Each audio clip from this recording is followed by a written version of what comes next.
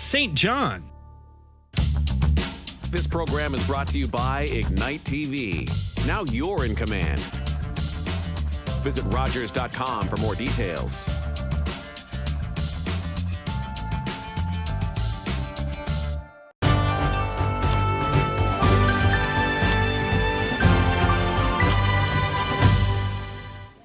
Hello everyone, welcome to the St. John-Rothesay Election Forum for the 2021 federal election. This event has been organized by the Human Development Council. The session will be on Facebook eventually. I think Rogers TV right now is also recording the event for a future broadcast.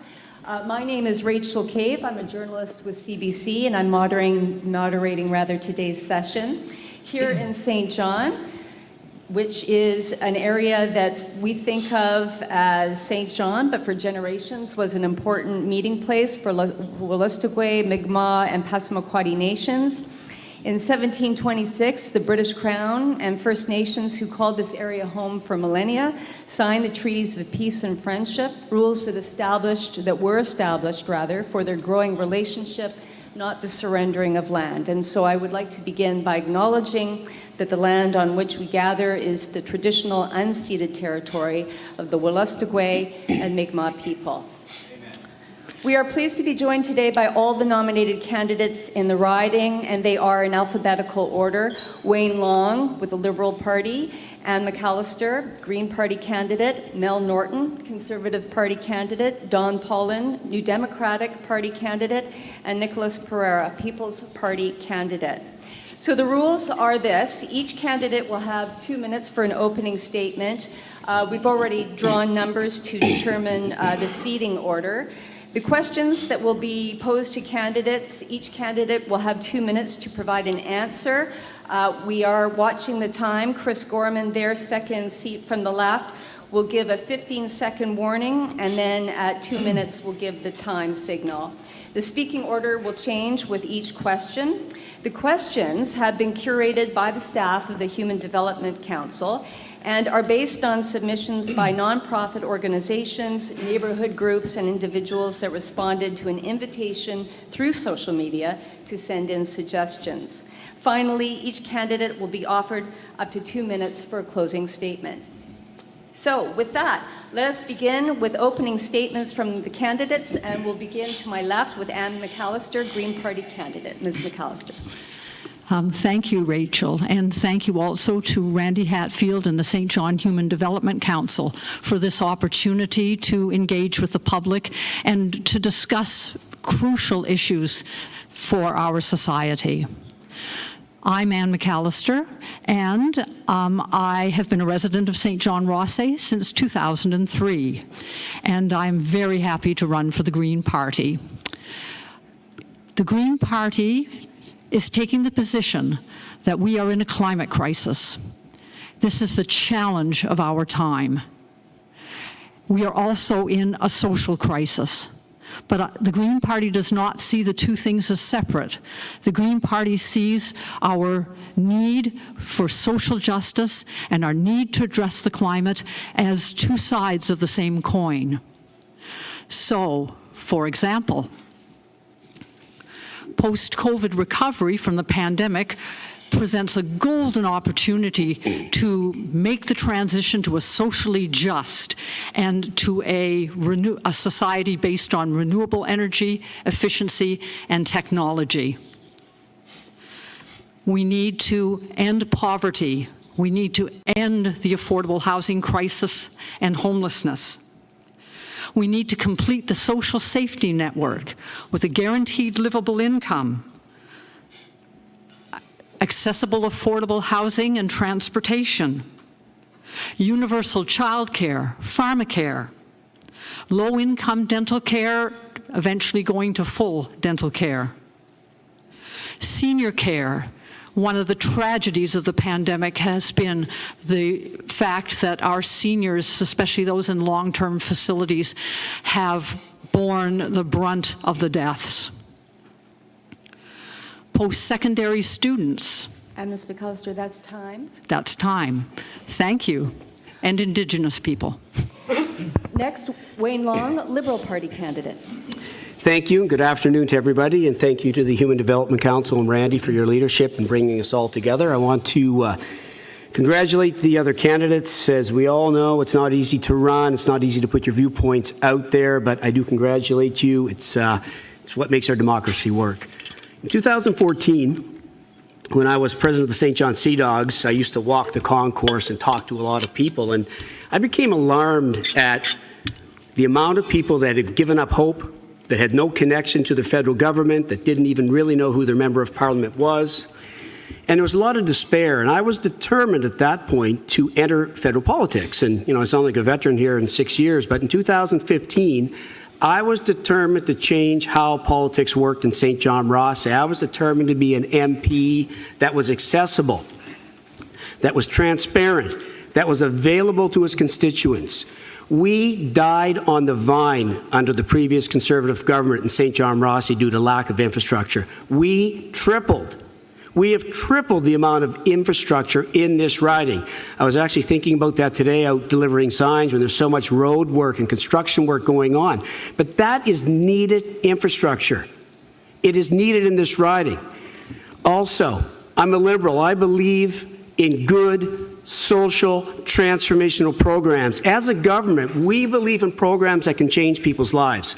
I had the opportunity to sit on HUMA, and on HUMA, I had the opportunity to put a motion on a poverty reduction strategy, which led to our poverty reduction plan.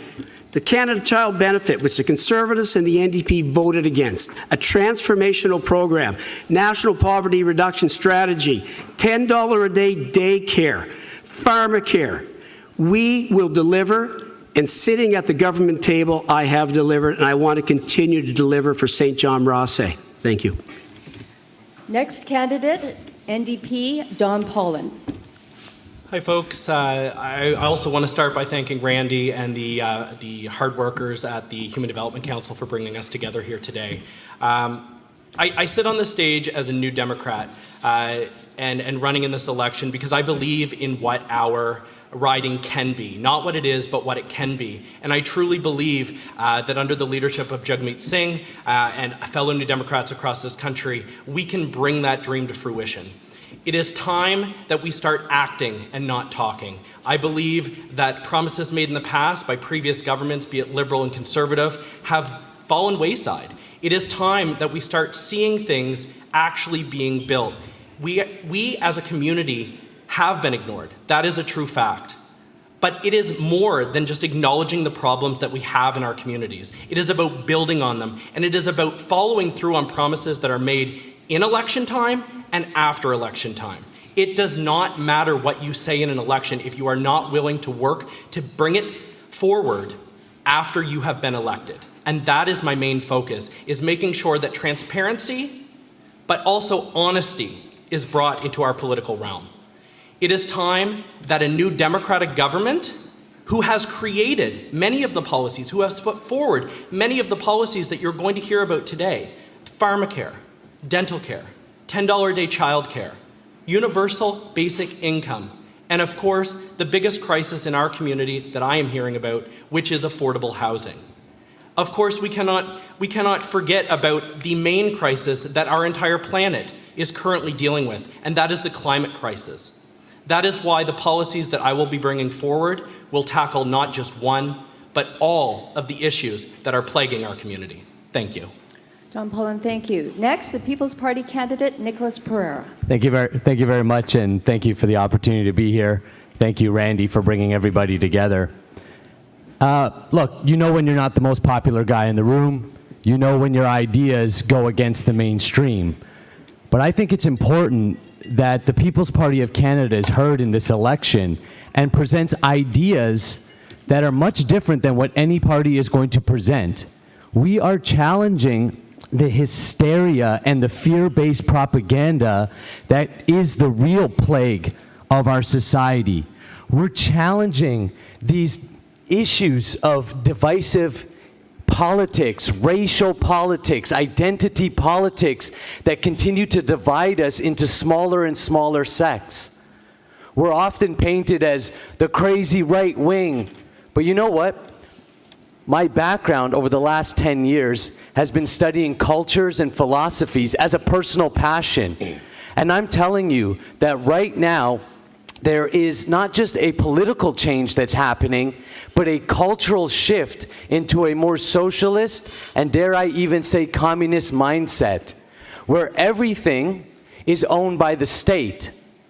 This question is legitimate, and we have to ask why we've been kept out of so many conversations. I'm very appreciative locally. I've been invited to everything. But if you go and study history and study the different philosophies that run the world, you will see that slowly we have been transformed into a more socialist mindset. And history has shown us in different states that it doesn't work. Canada works, in my opinion, and has worked very well because we've had a balance of left and right, and we hope to be that balance of power on the right wing. Thank you very much. Conservative Party candidate Mel Norton. Thank you very much, Rachel, and thank you very much to Randy and the Human Development Council for organizing this. I think it's a testament to the organization of this event that you have our Deputy Mayor, John McKenzie, I see Councillor Hickey in the audience, and many leaders from our social agencies, One Change, the Waterloo Village. Many of you are here, and that is a testament to the partnership that HDC has in this community. It won't surprise you that I've had an interest in public affairs for a very long time. I've probably worked on political campaigns going back roughly 20 years. And the inspiration, my inspiration for politics comes from Jerry Merrithew. Jerry Merrithew delivered the biggest projects in the history of this community and this province to St. John. You'll all remember what happened when we brought all the frigate program to St. John. And that is the kind of leadership that we need in this community. Leadership that is focused on working at a national level to restore the national importance of St. John-Rothesay. I had the extreme privilege of being your mayor and sitting on your council, and I saw that by working together with councillors, with all levels of government, with community groups, with workers, with our labor groups, with community organizations just like the ones here, we can do huge things like the Clean Safe Drinking Water Project, like restoring our roads and working on our recreation facilities. That's the reason I'm putting my name forward, and if I'm entrusted with being your member of parliament, that's the kind of leadership and that's the kind of direction that you can expect. Thank you, Rachel. Thank you, candidates. Let's start with our first topic this afternoon, affordable housing. Affordable housing has emerged as the top-of-mind issue in this campaign. The media has reported that notices of enormous rent increases have been served on tenants in the riding. Out-of-province investors are acquiring many local units and sharply increasing rents. Vacancy rates are declining. Rents are increasing. For many, the lack of affordable housing is a crisis. Low and middle-income residents are anxious about retaining their housing. At the same time, the skyline is dotted with cranes that are building high-end market units that are beyond the means of many. The market, left to its own, is not providing enough affordable units. According to many advocates, government intervention and support is required. So the question is, what is the role of government in addressing this critical issue? What specific and immediate steps will your party take to ensure that safe and affordable housing is available to local residents? And we'll begin these answers with Wayne Long, Liberal Party candidate. Thanks for the question. And it's one of the greatest frustrations I certainly have as member of parliament. Think about this. The province jurisdiction is responsible for housing, education, and health care. The provincial government under Blaine Higgs is sitting on tens of millions of unspent dollars for housing. They will not spend that money. So we went back to Ottawa and came up with a direct route for housing proponents. Two initiatives, the Rapid Housing Initiative and the Federal Co-Investment Fund. The Federal Co-Investment Fund has over $10 million into the Wellington project. The Federal Co-Investment Fund had over $3.5 million into the Victoria Street project.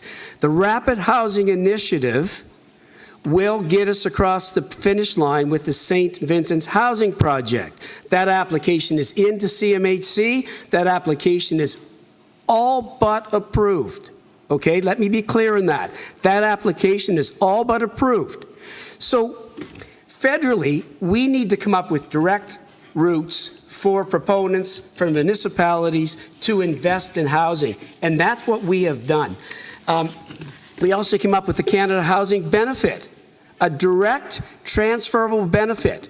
But again, it's administered through the province, through the Conservative government in New Brunswick. And they've restricted the access to that benefit so much, not enough people are benefiting. Why? Because they have to put in some money for it too.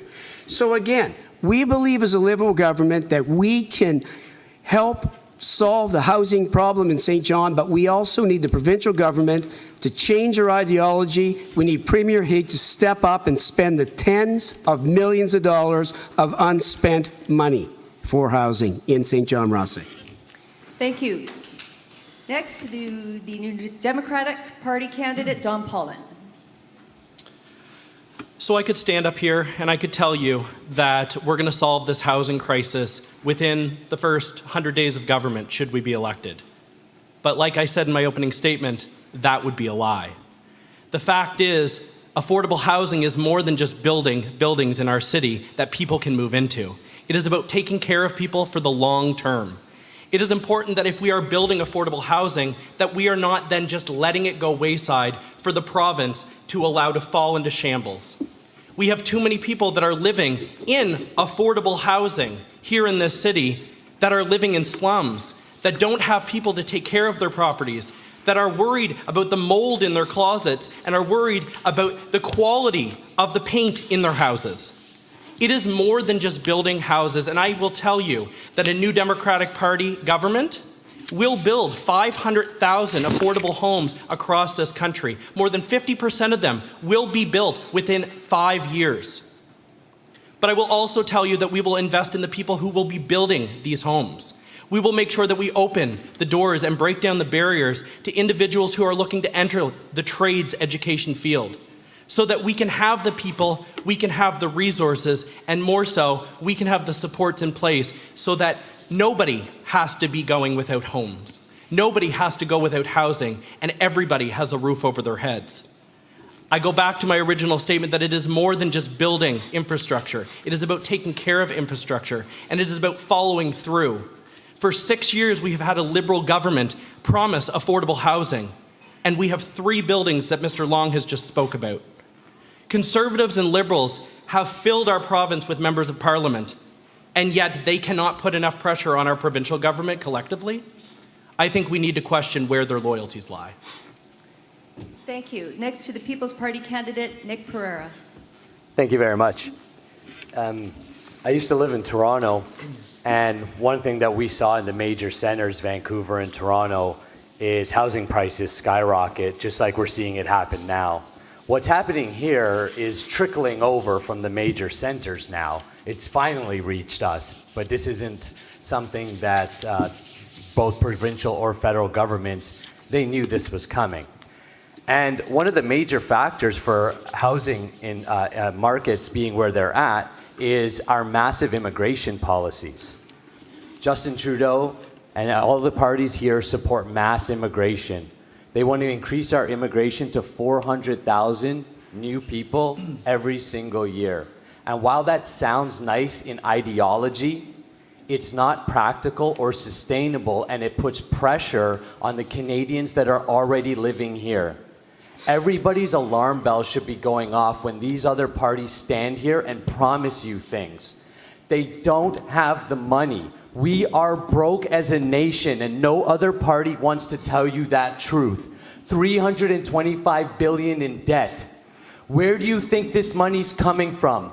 This is printed, borrowed money. It's like being broke at home and saying, hey, we're gonna have to, use the credit card more. What does that do in the long term? Inflation is the secret tax that will destroy us all. It will bring us more into poverty. We cannot just throw money at problems, but we have to look at the actual cultural identity and say, hold on, Let's deal with the mental health. Let's deal with the fact that we watch too much Netflix. Let's deal with the fact we eat unhealthy foods, and let's empower our people instead of dishing out handouts and not solving anything.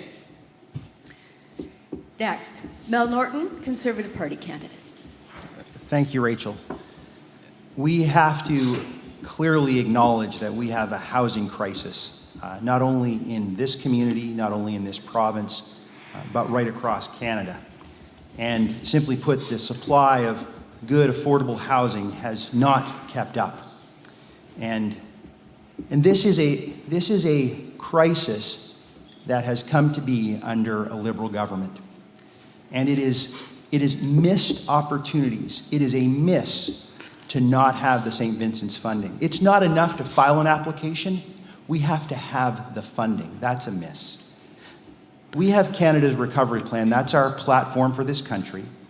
And under that platform, we will build 1 million new homes in the next 3 years. We will work directly with cities. I'm so glad the councillors are here and our deputy mayor. We are going to work directly with cities so that more housing is developed along transit routes. In fact, we will tie infrastructure funding to the development of housing along transit routes. We will ban the practice of foreign investors being able to buy properties in St. John-Rothesay and then not live here. We will review the federal inventory of housing and properties that are owned. We own the most property of any entity in the country, and we will release over 5,500 properties for the immediate development of housing. We'll make it easier to get a mortgage. We will encourage investors to donate property to land banks like the one in the Old North End, and we will never tax Canadians on their primary residence. Thank you, Rachel. Thanks. I'll start with the Green Party. I would remind my colleague of the PPC party that our deficit, $353 billion, our national debt approaching $1 trillion is indeed a staggering number. But I would remind him that it's what is called a structural debt. A structural debt is a funded debt. We still have people working, paying taxes, and funding that debt. And while it is certainly far from ideal and where we want to be, it is not, the country is not going bankrupt. So now just to turn to the affordable housing crisis. The Green Party would immediately end pandemic evictions during the pandemic, and would institute a national moratorium on the same. We would institute a residential arrears assistance program to help people cope with the arrears of their rent incurred during the pandemic and beyond. We would build more social housing and focusing on low income and nonprofit and cooperative. We would restore the mandate of the Canadian Mortgage and Housing Corporation as a funder of social housing. We would build 300,000 units a year for 10 years for a total of 300,000 units, a sustainable number. Financial incentives would be offered for this. For example, rent supplements, which would greatly help people struggling to meet their rents, for 400,000 units a year. Grants, tax, and mortgage regulation changes, and tax cuts and credit for land trusts. We would also offer credit and loan guarantees to co-ops and community housing agencies. So the mechanisms that we would put in place, I put before you from the Green Party. Thank you. Back to where we were on homelessness. We were talking about the homelessness crisis in St. John. This is particularly evident for those experiencing chronic homelessness, those who are currently homeless and have been homeless for 6 months or more in the past year. So the question is, what is your understanding of the problem of homelessness in St. John? What investments will your party make in supportive housing for this population, particularly for those experiencing chronic homelessness? And we'll begin with the NDP candidate, Don Pollan. Thank you, Rachel. So when we look at homelessness, I have to start by saying that I'm very saddened here today because our homelessness crisis, is not going to be represented in this election. And it's sad because the individuals who are suffering and who are going through the experience of homelessness, be it chronic or acute, do not have the ability in many cases to vote for the people you see here on this stage. They don't get the opportunity to have their voices heard in a political realm because they do not have a residence. It's important that when we're talking about homelessness and to combat it, that we're looking at the systemic issues. As a healthcare worker, I have seen many of those systemic issues. I have seen the addictions that plague our community. I have seen the mental health crisis that is so prevalent here in the province of New Brunswick. We need to look at understanding what is causing the homelessness and tackling it from the roots. We need to make sure that we are working with, and the NDP government, as well as myself as your member of parliament, will work with the nonprofit organizations in our community to be able to build from the roots up, to make sure that we are tackling the underlying issues that are causing homelessness in our communities. We are not just going to house people and say goodbye. Instead, we are going to work with people to create sustainable living accommodations. We are going to work with community organizations to make sure that as we move forward from this pandemic and many years before, that we are not leaving anyone behind, especially the most vulnerable that are currently sleeping on our streets. We are a few months away from winter. Tell me, what plans do we have other than what you hear today? Thank you. Next, the People's Party candidate, Nick Pereira. Thank you very much. Just to be clear, I never said the country was going bankrupt, but I did say we're going broke. And there is a difference. Most of us live broke. That's the reality. But most of us don't go bankrupt because we just teeter on that edge. But think about what it does to your strength, to your health, to your mental health. Think about what it's like to live paycheck to paycheck. Federal funding is not the solution. Homelessness is a very sad topic. In this country, nobody should be homeless. I agree with that 100%. We have the resources. The question that I present is, does our current governments and parties really care about the people of Canada when they're willing to invest billions of dollars in overseas projects when we have housing problems right here? Canada as a government, if you look at, follow the money, there is so much money going outside of our country that it's ridiculous that we would even sit here and have to talk about homelessness. I agree with that. I don't think homelessness is a partisan issue. I don't see anybody who would be like, I'm okay with homelessness. Nobody's going to be okay with that. The question is, so why haven't we solved it? Because our interests have lied outside of our own country for too long. We take too much direction from the UN. We take too much direction from outside entities, non-elected bureaucrats who are making policies here in Canada. A People's Party of Canada government wants to put Canadians first. And that means I'll fight to stop all this foreign investment. Let's bring the resources back home and let's build homes for homeless people. Okay. Conservative candidate, Mel Norton. Thank you, Rachel. I think certainly much as we acknowledged in relation to the housing crisis, we have to also acknowledge, as some of my colleagues have, that we have a crisis around homelessness. And I've had the good fortune of speaking with many of the groups that work with this vulnerable community, Coverdale and Outflow and the TRC and Avenue B and the Elizabeth Fry Society. And I know that HDC plays a pivotal role in maintaining the by name list. Homelessness is something that we can absolutely eliminate.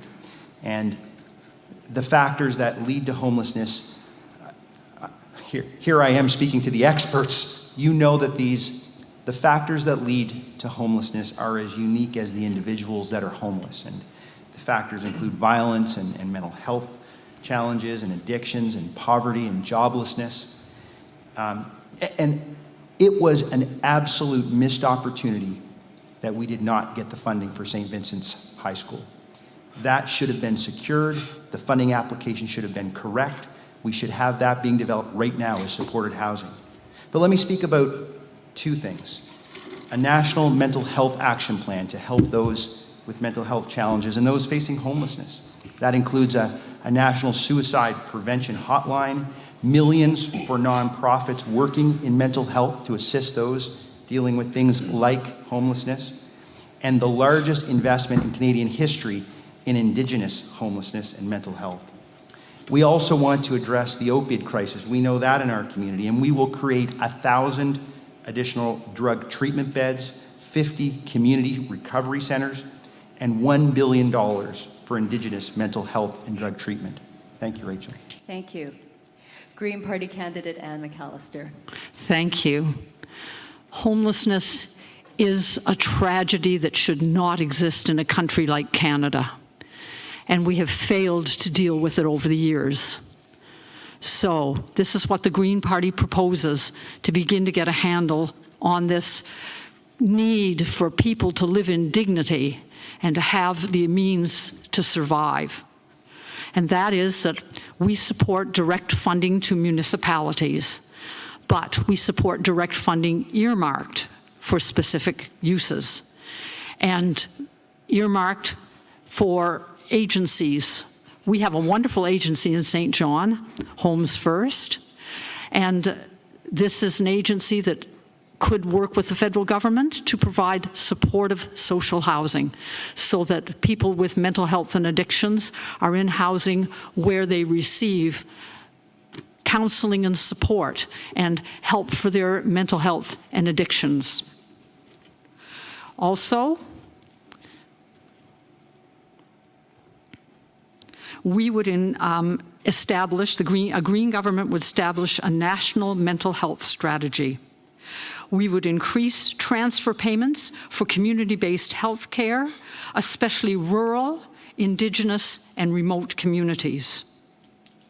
We would have addictions as a health and a criminal, not a health crisis, not a criminal matter. So we would decriminalize opioids and heroines. And finally, we need to provide, and we commit to provide, universal and timely access to treatment, especially for youth. The recent tragic suicide of Lexi Dakin is an example of that, a failure to provide timely help for a young person in crisis.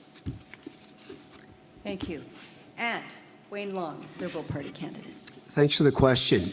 Look, we put into law that housing is a human right. The Conservative Party voted against that. Think about that. They voted against that. And let's be very, very clear in St. Vincent's that my Conservative opponent wants to keep bringing up. The Rapid Housing Initiative is a direct federal funding program that the Conservative Party voted against. The Conservative Party voted against the federal co-investment fund that we want to double. Housing is an absolute human right, and we have doubled the homelessness partnering strategy. We're working with groups like Housing Alternatives and Kit Hickey that have put that application into St. Vincent's, or the St. Vincent's application into our government. So let's be very, very clear on that.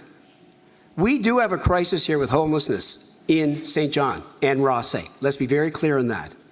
Can we do more? Absolutely. Are the shelters like Outflow and Coverdale doing a wonderful job with the resources they have?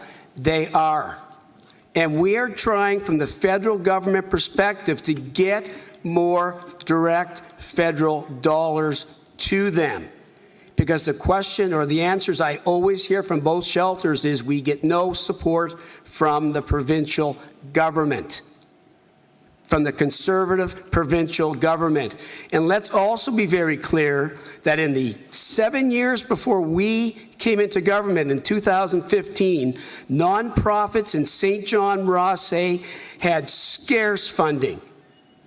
And you can meet with all the nonprofits you want and you can talk to them, but I'll tell you, to a organization, they are happy with the progressive government that's been in since 2015 and the support that they've had from us. Thank you. Thank you. The next question is simply this.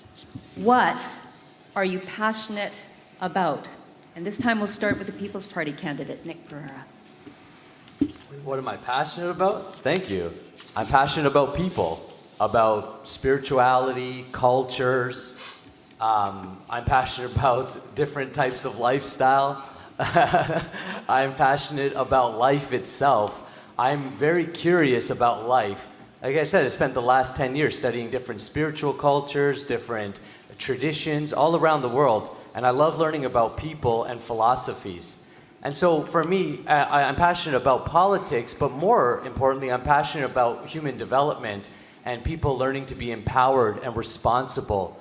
Because I've learned in my own life that it's only when we become empowered to make personal decisions and take personal responsibility, we stop looking for everyone else to save us, but we learn how to save ourselves, then we truly become empowered. And I'm passionate about making Canada strong, which means making individuals strong with some of the knowledge that I've learned. Thank you. And to the Conservative Party candidate, Mel Norton. Thank you, Rachel. It's a really great question because it really touches on the underlying motivation, perhaps, of all the candidates. And this will come as no surprise to you that we all live in a world where we appreciate the brevity of life. We appreciate that there's only a time-limited period that we have to help and make a difference. And my experience in the past has been that when we work together with colleagues around a council table, for example, or we work with labor groups, or we work with other levels of government, we don't have to say that, oh, it's somebody else's responsibility. The buck can stop with us, and we can get incredible things accomplished for our community in a very short period of time. And so my passion is to see great things for this community, to restore this community to a place of national importance, to restore it to a place of significant prosperity, to restore it to a place where everybody lives in dignity and prospers, and to do that in a very short period of time. That's what gets me up in the morning, Rachel. Okay. Thank you. And back to this end of the table, Ann McAllister, the Green Party candidate. Thank you. My passion is taking positive, constructive action to deal with the climate crisis, to make positive change and turn it from a threat into the greatest economic and social opportunity of our time. To do that, I am absolutely committed to the welfare of people, because by coming to grips and committing, having the political will to actually bring down our emissions to the levels that we need to avoid catastrophic climate impacts is going to help us all. What accompanies climate change? Poverty, displacement, wildfires, drought, famine, disease. Do we want these things for ourselves? Do we want these things for others? No, we do not. No one of us wants to do that.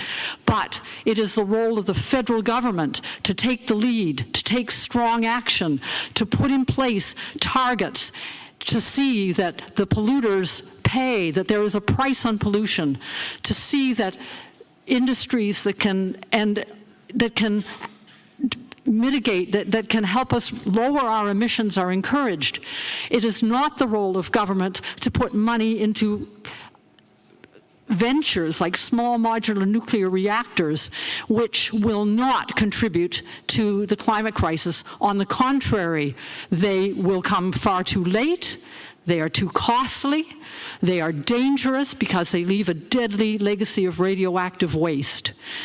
This is not where our money should be going. We need a government with the commitment and the courage to put it towards renewable energies, efficiencies, and storage, not into nuclear. Thank you.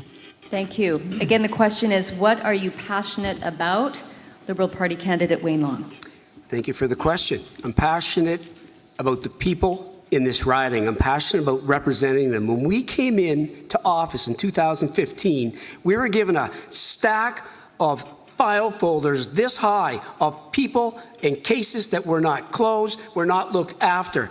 I'm passionate about fighting for people in this riding and representing them with the style of leadership that this riding deserves. I'm passionate about keeping this riding in the progressive side. For so long, this we've always been told, oh, this is a conservative riding. You can never win here. You can never present progressive values.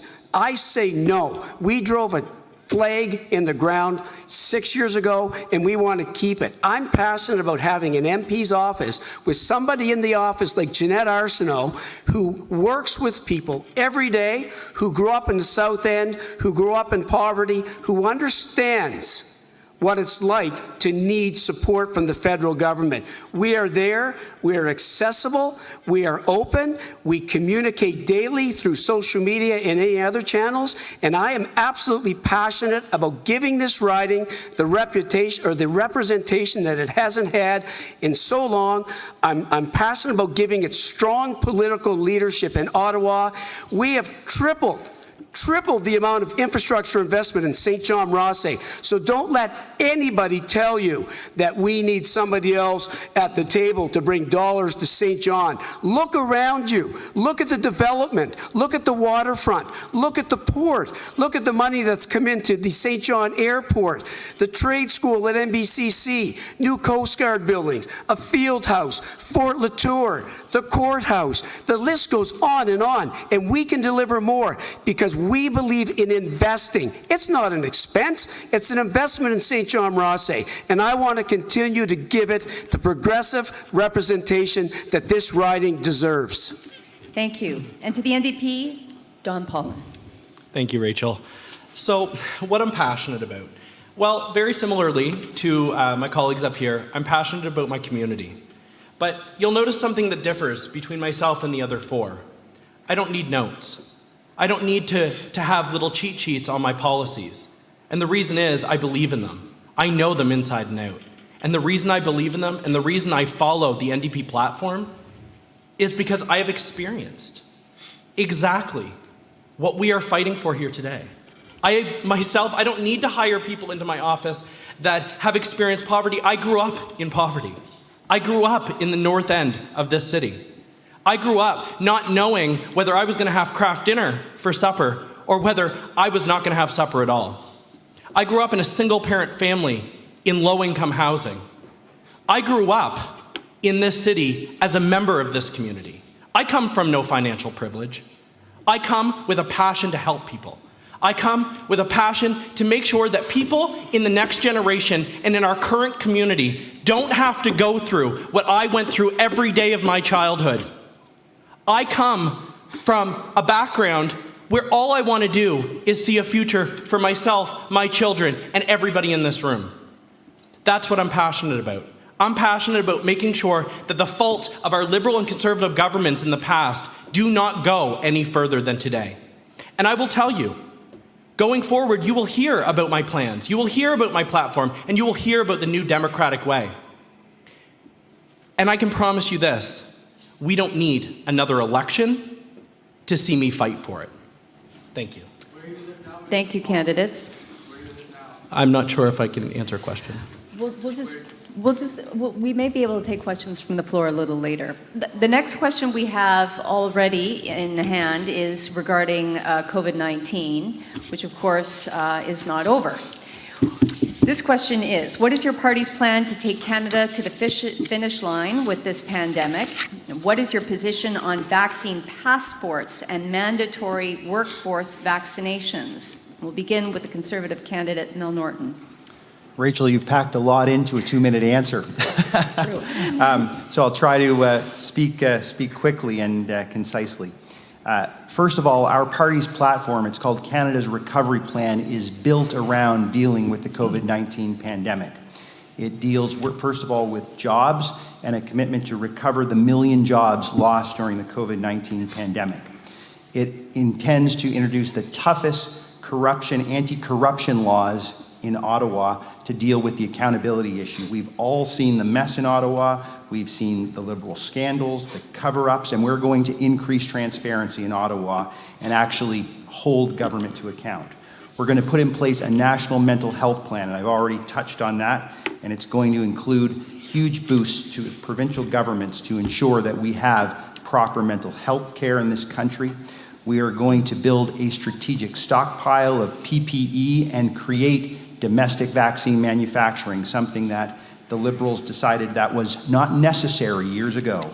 And we are going to address the economy by balancing the budget, not immediately because Canadians still need help for many, many months and perhaps years to come, but over the next decade. Regarding vaccines, we absolutely encourage every Canadian to get a vaccine. Get a vaccine. I've had a vaccine. The vaccines that we have are safe and effective. In terms of vaccine passports, we support a streamlined process that allows Canadians to verify their vaccination status if they travel abroad. And of course, if they're going to board any federally regulated transport like a plane or a train or a bus, they're going to have to show proof of vaccination or take a rapid test or some other safety measure. Thanks, Rachel. Okay, thank you. And to this end of the table again, Green Party candidate Ann McAllister. Thank you. We really need to take measures as a government and as a Green government to provide people with every opportunity to become vaccinated. Why are some people not becoming vaccinated? And I don't believe it's just because there is a segment of the population that are not in favor of it and that do not want it for themselves or their children. But I submit that there are many people for whom vaccines are difficult to access. Therefore, a Green government would bring the vaccines to the people. For example, people are in the park enjoying the day. A vaccine mobile clinic could pull up and offer vaccinations right then and there. Vaccinations need to be accessible. A person working 2, 3 jobs just to keep bread on the table and roof over their heads, when are they going to find the time to run out and get a vaccination? Likely not. Therefore, bring the vaccinations to the workplace.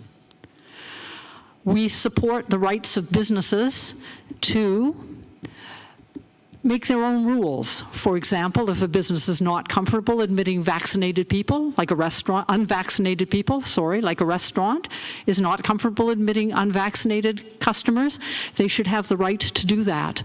But we as a government, our first responsibility is to make vaccinations available and to make sure that we get the message out in every medium possible, social media, every kind of media possible, so that people have the knowledge as well as the opportunity to become vaccinated. Thank you. Thank you. The Liberal Party, Wayne Long. Thank you. To answer those questions, yes, I believe in vaccine passports. And secondly, people have the right to choose, but no one has the right to put others at risk. No one has that right by not getting vaccinated. Let's be very, very clear. I remember coming back, it seems like last month in March of 2020, not knowing what was going to happen to us with respect to COVID. And you know what, we came out with programs to support Canadians, whether it was the CERB or expanded EI or the CEBA or commercial rent support, the wage subsidy. And every step along the way, we were told by Aaron O'Toole and the Conservatives that we were doing too much. We were supporting too many. The supports were going too long. And that's not what leadership is. We were literally writing policy, and the ink wasn't dry before we had to turn the pages. So we did the very best we could as a government to support Canadians, and we believe that we needed to be there to support people. And to the Conservatives that said you should cut off the CERB or you should cut off the wage sub, sit in my office and listen to the families that called me that didn't know where they were going to get groceries or support the next day. Talk to the businesses that were going to close up because they didn't have support from the federal government. And you know what? This is a once-in-a-generational pandemic. We stepped up. We were there to support. And I thank God every day that a Liberal government was there to stand with Canadians in support. And we are also now focused in recovery. And we're not going to walk away from that. And we're going to stand up for Canadians. Thank you. Don Paulin for the NDP. Thank you, Rachel. So my Liberal partner here to the right of me will tell you that a Liberal government was there to protect Canadians, to make sure that families didn't go without. but I'm here to tell you different. The Liberal plan was coming up short, and it continues to come up short in every aspect. The New Democratic Party of Canada under Jagmeet Singh are the ones who stood in the House of Commons and pushed to double CERB to $2,000 a month. Any of you who have had to live on less than that know the struggles that come from it. I'm also here to tell you that by investing in the people in our community and not the corporations, that is how a new democratic government will move forward out of this pandemic. Of course, I will stand here and tell you that I support vaccinations. As a healthcare worker, I encourage each and every person to go and get vaccinated. That is not a partisan issue. What is an issue is allowing those who struggled long before this pandemic to fall even further during it. We can stand here all day and say that we have the plans going forward to take us out of this pandemic. But the reality is, where were these plans when people were suffering before? Who can we trust coming out of this pandemic? A Liberal government? A Conservative government? Because they let our communities fail long before COVID-19 was a thing. It is time that we put someone in the seat of Member of Parliament for this riding that will always put people first over profit. No more bailing out airlines, no more bailing out the oil and gas industry, and no more bailing out big banks. It is time that we invest from the bottom up, and it is time that we put profit below the people of our community. Thank you. Thank you. And finally, the People's Party candidate, Nick Pereira. Thank you very much. I would say myself and the NDP don't have much in common except corporate bailouts, ending it, and everything you just said at the final, I agree with. All of that stuff needs to go. Look, when the pandemic first hit, I was watching it like everybody else. I was watching the news. I was buying toilet paper like everybody else, right? You know, we all pay too much for it, okay? Let's be real, all right? Now, you know, this, of course, is a hot issue. And I'm the only party that says we're pro-choice when it comes to vaccination. We're often painted as the anti-vaxxers. That is not true. What we are is pro-choice, like other vaccines. I have my vaccines, like the ones you have to take to go to school and everything. And there's no doubt that vaccines have done good things in the world. This particular vaccine, though, is different. It is a new type of vaccine. And therefore, we would like Canadians to have the choice of informed consent. We would like to, we have reached, 70% according to some of the numbers or more of vaccinated. We were told that was herd immunity, that would be good. The goalpost is always moving. And every time the goalpost moves, there's a large majority of Canadians that are starting to distrust it and starting to say, what's going on? I'm not sure. First it was 1, now it's 2. Now it seems like we're going to have to consistently get more and more. You have to pay attention to the language that politicians use. They're very clever with their words. Now it's adequately vaccinated, which starts to bring a broader picture. Language is important, and that's what we're standing for. We're simply saying, hold on a sec. Let's slow the hysteria down and let's give choices. It's a question of individual rights and freedoms. Do you want to live from a place of fear or do you want to live from a place of faith? And that's what we stand for. Okay, thank you everyone. Our next topic is climate change and the environment, and somebody who submitted a question prefaced it with this statement. We are seeing the effects of climate change, and our children and grandchildren need us to act assertively and aggressively to slow the effects. They will live with the consequences of our inaction and slow response. The question is, what will you and your party do to adapt to and mitigate the effects of climate change in New Brunswick? And we'll start with the Green Party, Ann McAllister. Thank you, Rachel. As I said earlier, the climate crisis is the greatest crisis facing us, possibly in humanity. It's the greatest health crisis, that's for sure, because it's accompanied by disease, but it's also the greatest economic opportunity if we just have a government, like a Green government, with the political will and the ideas to seize and to develop this opportunity. Therefore, the Greens have set a target of 60% below 2005 emissions to be achieved by 2030 and possibly earlier. Our 4 priorities are to set a carbon budget so that we can draw down consistently carbon budget and recording, to impose a carbon fee and dividend, and to make carbon border adjustments. That means that countries with lower environmental standards pay a tariff on their goods coming into Canada. No new fossil fuel and nuclear projects. Redirect subsidies to oil and gas and nuclear, to renewable energy efficiency, a national grid, especially our nationwide retrofits, which would benefit those in housing need, and storage.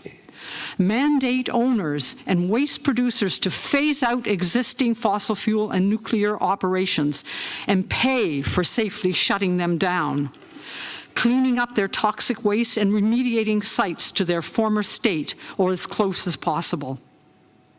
Mandate owners and waste producers to train and retrain their workers for the renewable energy efficiency, retrofit, and storage sectors. That would be a tremendous start to getting climate change under control and having our economy recover from the pandemic. Thank you. Thank you. Liberal Party candidate Wayne Long. Thank you for the question. I think you have to start by acknowledging that climate change is real.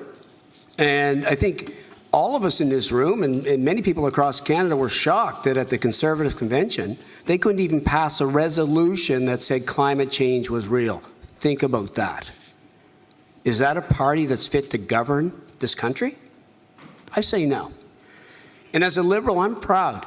I'm proud to stand as a progressive. I remember in 2016 standing in this riding. If you look at a map, a political map, from the middle down, basically it's all blue, except this one little red dot. And that little red dot is St. John-Rothesay. And I stood in this riding in 2016, and I defended a price on pollution. And I'll be honest, it was lonely. It was a lonely battle, because I faced Conservative premiers, a Conservative Prime Minister, and a Premier of this province that would have the kill the carbon tax, stop. And you know what? Things have changed now. It's not cool anymore for even them to acknowledge that. So, you know what? Our plan is to reduce carbon emissions by 45% by 2030, to be carbon neutral by 2050, more incentives for EVs, electric vehicles, and we can do this. We have the ability to do it, and we can deliver because we have the plan that's basically endorsed by scientists across the country, that's obtainable, that's achievable, and we can deliver that. We're in a coastal community. Nobody bears the brunt of climate change more than St. John-Rothesay. We've seen the flooding. We've seen the flooding that just happened in New York recently. We need to be ready for that. We've invested millions of dollars in our seawall. We've invested millions of dollars with the city of St. John for carbon reduction of their heating systems. We can deliver this. Thank you. Thank you. To the NDP, Don Paulin. Thank you. So I'm not going to stand up here and tell you about our goals in emission reduction. I'm going to tell you how we're going to get there. An NDP government will ban the sale of gas-powered vehicles by 2035. How would we do that? By creating incentives such as the $15,000 benefit that we would create for buying Canadian-made green vehicles. We would also, I think it's no question, stop the subsidies to the oil and gas industry that range in the billions. That money would be redirected into educating our workers, who are the founding and baseline of any project, is the people. Everything I fight for is for the people. And I'm not going to sit here and tell you that jurisdiction is going to stop me. That's something you're going to hear from other parties. Because we always have a voice, and we can always fight for change. When we're looking at our other green initiatives, we would work directly with municipalities to create better active transport, better public transit, and we would work with them to create green fleets, working towards a no-fare system if that should be the goal. We will always put the workers first. We will always put the people first by making sure that we transition their employment from the oil and gas sector directly over into the green sector. We live in a community with the highest, most powerful tides in the world. Why are we still sitting up here talking about nuclear reactors? We have the hydropower. We have the wind power. We need to invest in people to work in them, and we need to invest in the industries themselves. And more so, we need to stop buying pipelines. Thank you. People's Party candidate Nick Pereira. Sure, thank you very much. So, again, I want you to pay attention to language and recognize there's a lot of fear around climate change. Look, who's going to say the climate's not changing? We all know the climate's changing. I always say I think our winter is now summer and summer is now spring. We know that the climate is changing because the climate has always been changing. And I'm not, no doubt that as human beings, we can work to living more harmoniously with nature. That's something I personally feel that we can do as individuals as well as governments. No doubt. Nobody's arguing that. All we're saying is that we need to balance, the hysteria over climate change, and we need to manage climate change as we do other things. So we want to invest in adaptation strategies as natural climate changes occur to be able to monitor and see what is needed at that time. Secondly, we have a plan to put together that's very tangible. The challenge with climate change conversation, it's not solely based Canadian.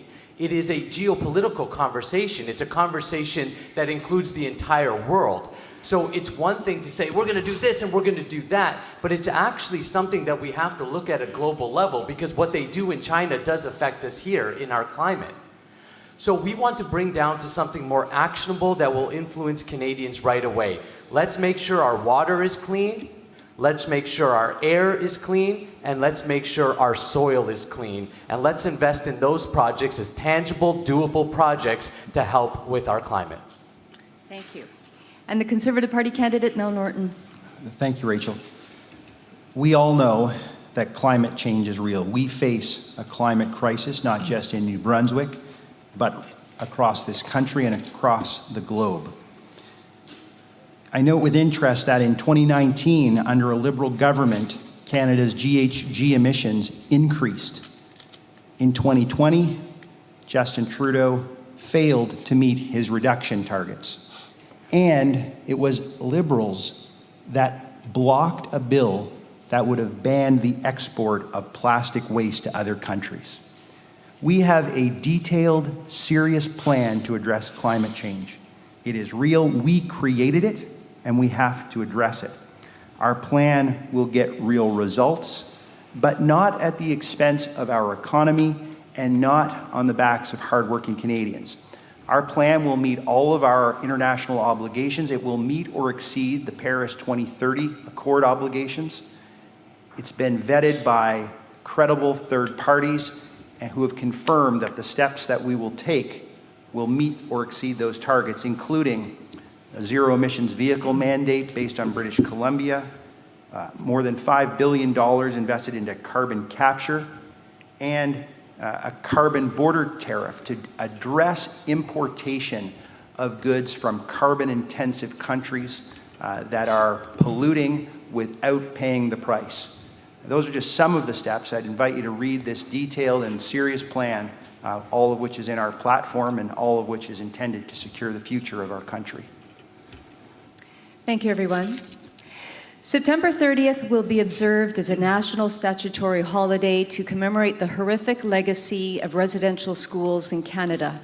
It is called National Day for Truth and Reconciliation and is in line with one of the 94 calls to action of the Truth and Reconciliation Commission.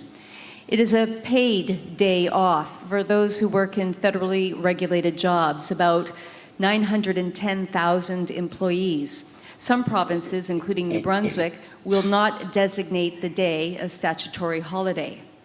The questions are these. If elected, will you use your position to urge other levels of government, provincial and municipal, to observe the holiday? And how do you plan to address the concerns of the Indigenous population in the riding? We'll begin with Liberal Party candidate Wayne Long. Thanks for the question. And look, I sat in the House of Commons and I watched the Conservative government vote against the United States or the United Nations Declaration for Indigenous people. That was stunning. And we have so much work to do with respect to reconciliation, with respect to residential schools. And reconciliation only happens with dialogue and understanding. And one of the reasons I entered politics in 2015 was the absolute disrespect that our Conservative government had with our First Nations people. That they wouldn't even attend AFN meetings, functions. It was shameful. It was shameful. The relationship was shattered. And we have started on the path of reconciliation. We need to adopt the Truth and Reconciliation report, every part of it. And we need to continue down the road of reconciliation. Are we far down the road? No. But are we making a lot of progress? Absolutely. I had the opportunity to sit on the Canadian Heritage Committee in my first term at the end, and we entrenched Indigenous languages into the Charter, the right to protect them. And I saw firsthand the pain that First Nations people have felt and the shame that we bear as Canadians as to what has happened. So we've got work to do. I believe our government is moving forward, and we should absolutely have that as a holiday in New Brunswick. And I was actually shocked Conservative Premier Blaine Higgs didn't adopt that. And that's time. Thank you. NDP candidate Don Paulin. Thank you. So I know the question is around would we pressure to adopt it as a holiday, but we need to stop looking at how we can benefit from Indigenous people. A holiday does nothing. All it does is give us a day to celebrate our own accomplishments, such as the Liberal candidate has continued to do today. What we need is real action to work with Indigenous communities, to acknowledge the systemic racism that plagues not only our community, but across this country. What we need is a government who is going to actually take action towards rectifying the clean water issues on First Nation lands. The Liberal government has promised it for 6 years. They still don't have clean drinking water. The Liberal government has talked about the calls to action. I invite you to ask our Liberal candidate and any other candidate on this stage, how many of those calls to action have been completed? Or how many of those calls to action have been worked on? It would shock you. I'm also here to say that as someone who is running under a party of a person who is of color, a person who has experienced the systemic racism, we not only want to work with First Nations, but we are going to First Nations. I've received the question, I can't count how many times, why Jagmeet Singh has not come to St. John, New Brunswick. I'm sure he would love to be here, and I would love to have him. But I'm proud to say that he has visited those grave sites. He has visited those nations that for 20 plus years have had to boil their water because of inaction from Conservative and Liberal governments. We will end the boil water effect on all First Nation lands if elected, without delay. Thank you. People's Party candidate Nick Pereira. Thank you very much. So about $21 billion a year is spent on Indigenous projects without much result. I think it's very easy to see that.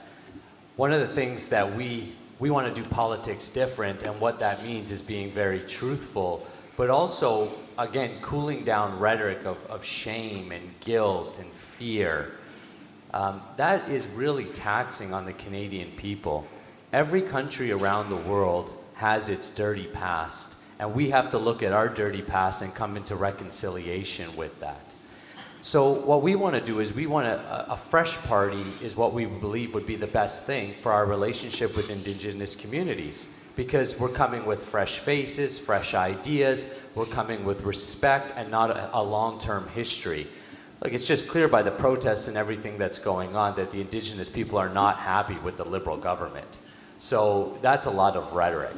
What we need is just very open, honest conversations. And you know what? I want something just for some food for thought, is I believe the younger people will be able to deal with some of these social issues a lot better because we've gone to school with each other, we know each other, we've grown up together. And I think that's going to make a difference in the younger leaders that you might see here on the stage, and giving them an opportunity to bring fresh ideas and fresh conversation and not a whole lot of baggage or past issues. Then we can really approach it with fresh eyes. And it's the most honest thing I can tell you. It's a complicated issue, and it's going to take lots of discussion. So anyone sitting here saying, I've got the answers, first of all, no one has the answers here because we're not Indigenous here. Right? I'm not part of that community. We have to go to them and say, what is it that you want?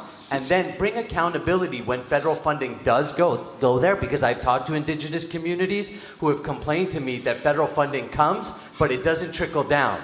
It stays with the chief, it stays with the people in power, but the actual community doesn't get that money, and we want to make sure they do. Thank you. Conservative Party candidate Mel Norton. Thank you, Rachel. I don't expect that any of us could give an answer to this question that fully addresses how complex and how terrible it is that residential schools happened in this country. And it is something I suppose we just have to acknowledge with deep sorrow and mourning for all Indigenous peoples and survivors. And I'm sure we all can say that our heart goes out to those survivors. It was under a Conservative government that an apology was first provided to Indigenous peoples. It was also under a Conservative government that the Truth and Reconciliation Commission was started in 2007. And I can tell you that from the perspective of our party, we are disappointed to see the Liberals simply cherry-picking recommendations from that. We are disappointed that they are dragging their feet on especially recommendations 71 through 76. We would immediately get those completed. Why on earth every First Nations community in this country does not have clean, safe drinking water is beyond me. We did it in St. John in roughly 3 or 4 years for the entire city, and the federal government, under the leadership of the Liberals, can't do it for the First Nations of our country. That is completely unacceptable. We will provide a comprehensive fund to investigate all the remains of individuals at residential schools. All of the victims. Will provide the resources to reinter them, if that's what the communities want. And we will provide a comprehensive educational plan for children in this country, as well as a national monument to commemorate this terrible chapter in our history. Thank you. Green Party candidate Ann McAllister. I would support a statutory holiday, given the gravity of what it commemorates, but with this proviso, with this condition, that the educational curriculum in our province and across Canada include the history of the Indigenous people, the history of residential schools, and the tragic outcomes of the same. And then the holiday has meaning. Otherwise, without that, it's meaningless. It's just another day off for people. So that's the condition I would place on that. As far as reconciliation with Indigenous people, we will only achieve reconciliation when they receive justice. And that consists of safe, clean drinking water for every community. The Liberals have just not been able to get that done. The housing in Indigenous communities is overcrowded as multiple family members are crowded into inadequate spaces. That causes disease, or it breeds the conditions for disease. So affordable housing is absolutely key, and adequate, sufficient housing, absolutely key. The recommendations of the Truth and Reconciliation Commission must be completed. This must be a priority. This commission's recommendations have been out there for 10 years, and successive Liberal and Conservative governments have not gotten them done. So either one of them are guilty for the state that those are in. Thank you. I would like to go to one more question because it is quite relevant to the riding. Income poverty has been a persistent, stubborn problem for the constituency in the city of St. John in particular. According to 2019 tax filer data, the freshest available, the poverty rate for the St. John riding was 21% overall. The rate of child poverty was 29%, and the rate for seniors was just about 15%. In the city's Ward 3, where we are meeting today, the child poverty rate was 45%. The question is, why has this remained so high, and what will you and your party do about it? Don Paulin, NDP. Well, a very simple answer is it has not been prioritized. That's the simple fact. Under Conservative and Liberal leadership, the child poverty rate, the senior poverty rate, and the general poverty rate of our communities has not been prioritized. That's why our goal and my platform for this entire election is under the umbrella of affordability as a whole. We need to stop tackling individual issues and making them election issues and start looking at things from a broader perspective. We need to look at things like addressing the mental health crisis in our communities, looking at addressing the addiction issues in our community, looking at addressing the systemic racism in our communities. We need to open up the doors to education so that people can increase their knowledge base, so that they can join the workforce and follow their dreams. We need to make sure that we are giving people affordable housing so that it's not a choice between rent and food. We need to make sure that we are doing all of these things in collaboration with the nonprofits in our community who have already been doing the legwork. We need to stop pinpointing one solution on one problem, which is what has been seen by consecutive governments throughout my lifetime. We cannot solve the poverty rate by looking at one solution. We need to look at it from a broader perspective. And we need to make sure that we are working with the people who are experiencing these issues, because making decisions on behalf of people is not successful. Making decisions with people, that is where we see progress. And that is where we see the ending of the child poverty rate that is so depressing in this city. We have the highest rate of child poverty. It's time we address it as such. Thank you. The People's Party candidate, Nick Pereira. Thank you very much. To address poverty, it's not just about throwing money at it. Of course, money can help and to stimulate, but we've done that for a very long time, and it hasn't solved the problem. What I like to present is the question of, again, it's maybe a little bit deeper philosophical range, but the fact that we are looking at a population, when we talk about being in poverty, I live in the Lower West Side, so in one of the priority neighborhoods. And what I see is that most people there are down and out about life, mentally, physically. Again, I want to help Canada be strong. So what does that mean? It means strong individuals. It means good education. It means getting people inspired again. It's like the JFK quote who says, don't ask what your country can do for you, but ask what you can do for your country. We need to inspire the spirit of service, of contribution again. That's what's missing right now. You know, again, nobody wants to say, because these are like, you know, these aren't sexy policies I'm talking about, right? These are real life things. The fact of the matter is that we've become a nation of consumers instead of a nation of producers. We don't take pride anymore in getting up and getting to work. And all of this big promises, the government's going to come save you, the government's going to save you. What we want to do is say, yeah, let's stop investing in all these foreign projects and let's actually take our money and put it back to Canadian small businesses and entrepreneurs. And when it comes to St. John-Rothesay riding, when we're talking about poverty, we can't be talking about these big federal projects because the jobs don't go to people in my neighborhood.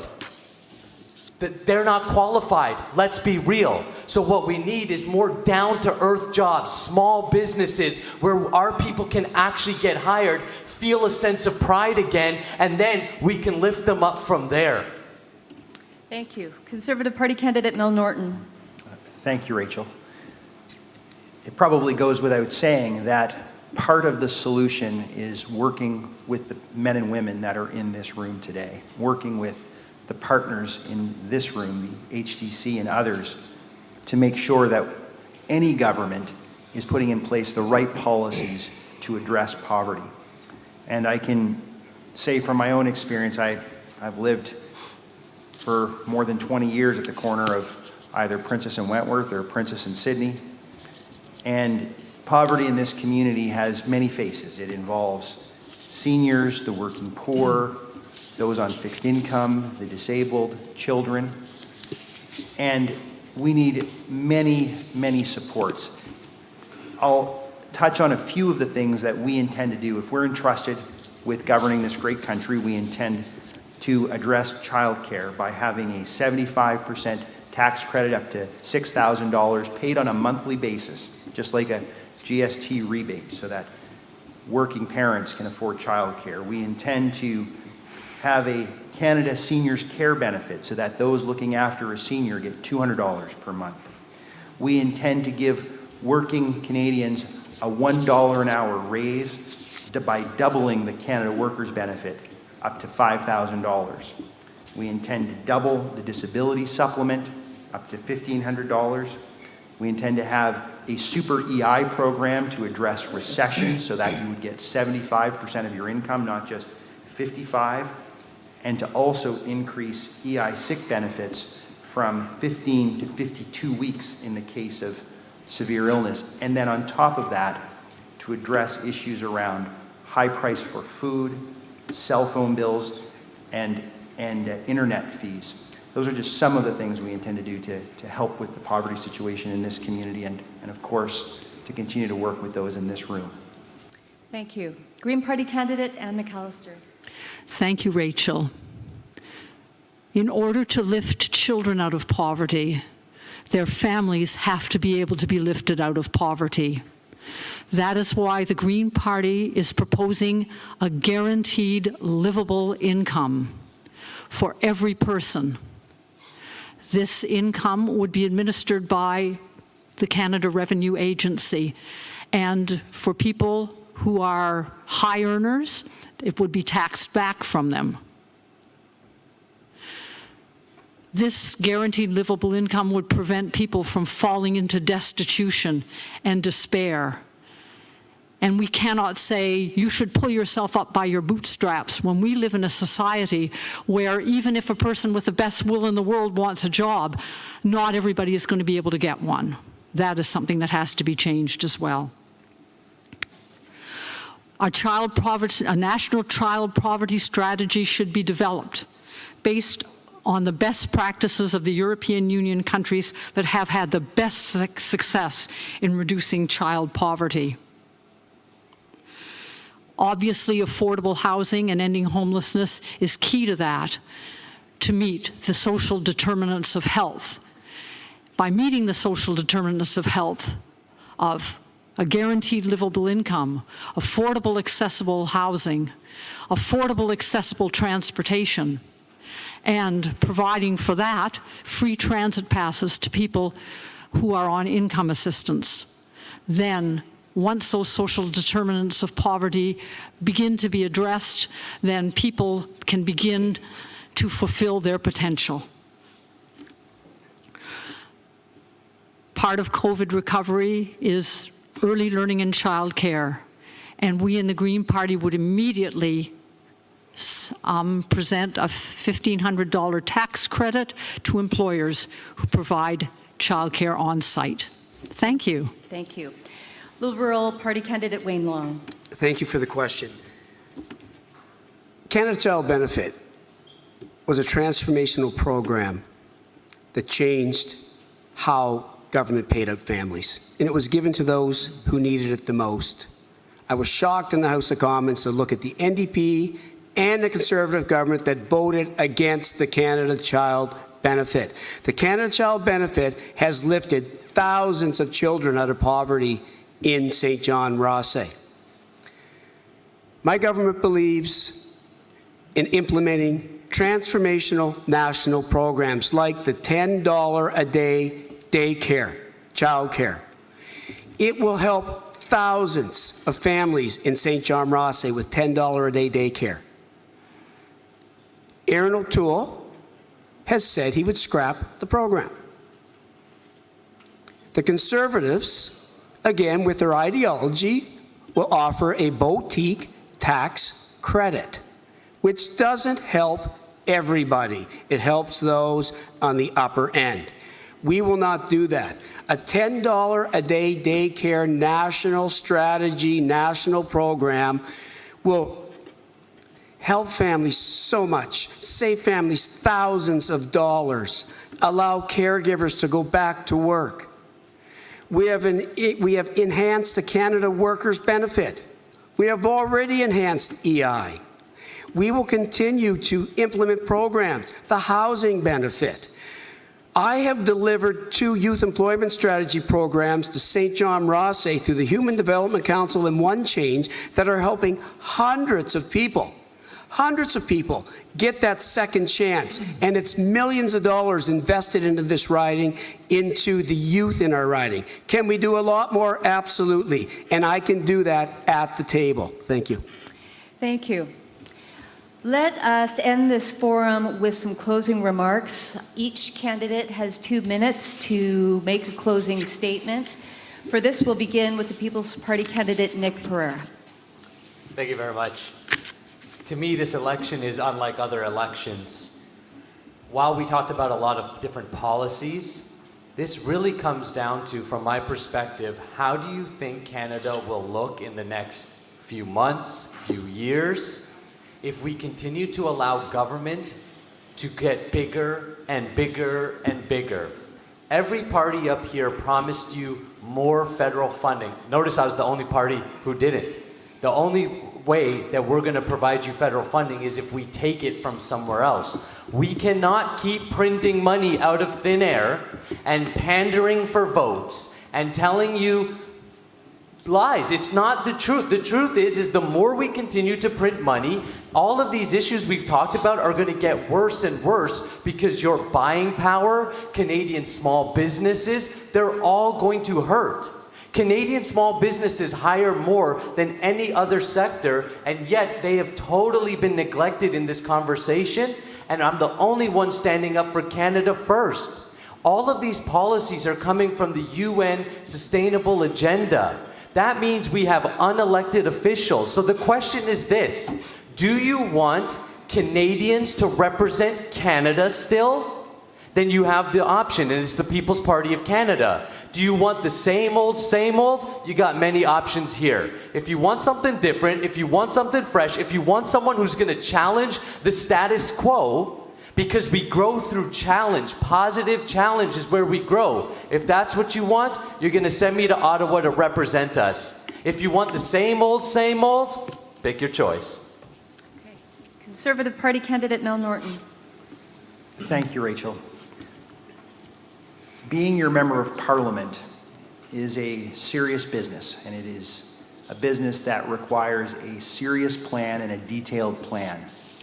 On day 1 of our campaign, our party released Canada's recovery plan, and if you haven't had a chance to read it, I'd invite you to read it. It's a document that runs to about 160 pages. It's roughly 80 pages of 8-point font. It's an extremely detailed, serious plan that sets out a course for getting us back on track in Canada. And this is a plan that it's not put in place by one person. It's not put in place by an individual. It's put in place by a community. It's put in place by working with the folks in this room and with our municipal and provincial partners. The greatest things that we can accomplish have been accomplished because we've worked together. This community has played a role of national importance, and we can do that again. We can be focused on results. We can be focused on working together. It's my hope that on the 20th that you'll put the X next to my name, and it wouldn't be right if I didn't respectfully ask you for your vote and your support on the 20th of September, or an advance poll day if you go next week. Thank you. Green Party candidate Ann McAllister. Thank you. If I become your MP, as a Green MP, I pledge this to you. We would immediately put in place the first steps towards a just, green, sustainable recovery from COVID-19. After all, what is an economy for but to help people, to improve people's lives? For what are we working? We're working to give our children a future. Therefore, as a Green MP, I pledge the following. I pledge a guaranteed livable income for everyone in this country. I pledge affordable housing, and I pledge supportive housing for homeless people. I pledge to work to end the she-cession, the women who have been so severely impacted by the pandemic. We need to start funding universal childcare now. Our seniors, an immediate raise of 25% to the guaranteed income supplement for low-income seniors, financial assistance for low-income caregivers at home, students, immediate loan forgiveness of debts of $10,000 or more, targeted non-repayable assistance to low-income first-generation and Indigenous students, Indigenous people, educational funding finally equal to what children in the settler South get. Fund and provide housing, clean drinking water, and food security. We need to complete the social safety network. We need to complete it in a way through a climate change lens so that we address our climate at the same time and provide the renewable energy and efficiency and storage to allow us to transform. Thank you. Liberal candidate Wayne Long. Thank you, and thank you to all of you for coming out this afternoon. I was determined to run for office to be a different style of politician, a more grassroots, more connected to the community, someone that was responsive, somebody that answered questions, somebody that was available on social media, whether some people like it or not, on a daily basis. And I believe that this riding has a profound choice to make in this election. I am doing everything I can to hold this riding on the progressive side of the ledger. I am fighting every day for climate action. I am fighting every day for poverty reduction. I stand every day and bring hundreds of millions of dollars of infrastructure investment into a riding that was dying on the vine under the previous Conservative administration. And this riding of St. John-Rothesay has a stark choice to make. Do you want to continue with a vision, a plan for recovery, a progressive government? Or do you want to go with a government that voted against climate change was real, that voted in majority against a ban on conversion therapy, that voted in majority against a women's right to choose? I say no. I say it's time as a riding we stand up and say no to the conservative ideology. I believe we're better than that. I believe the future of our riding is unbelievable if we continue on the path and we continue with the leadership that I can bring this riding, and the leadership, riding first leadership that I can bring in Ottawa and here in St. John-Rothesay. I'm a riding first member of Parliament and always will stand up for St. John-Rothesay. Thank you. NDP candidate Don Paulin. Thank you. So we've heard a number of questions here today, but there's many questions that weren't answered. The thing for me is making sure that regardless of the question, that I always follow my heart and not my pocketbook. that I always follow what is going to be in the best interest of the people of this riding and not the people who are controlling this riding. That's what we need to focus on.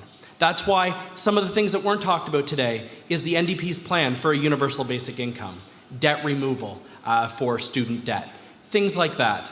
We didn't get to talk about that here today, but the reality is they're there, they're in the works. We see a lot of half measures come from our Liberal government. Some propositions that were put forward, excuses. But what we don't see is the actual tangible action to get there. We see an election called when they had the support in the House of Commons to pass 99% of the policies that they are presenting here today. They had the support of both NDP and Conservative governments in order to pass these things in many of the cases, but they chose power and they chose money over people. Is that what we want to go forward with? Do we want to fall for terms like riding first when the only riding that is benefiting are the people that are already rich? Or do we want someone who actually puts the people of our riding first? Do we want someone who's going to vote the way that our Liberal MP has voted in the House of Commons without backing and without pressuring their own government to vote the same way? Or do we want to vote somebody in like myself, who not only will vote for the people of this riding, but will have the entire backing of their party? So on the 20th of September, I ask, let's get rid of the old, let's bring in the new. Thanks. Thank you. And thus concludes the St. John-Rothesay Election Forum for the 2021 federal election, organized by the Human Development Council. Thank you to the candidates.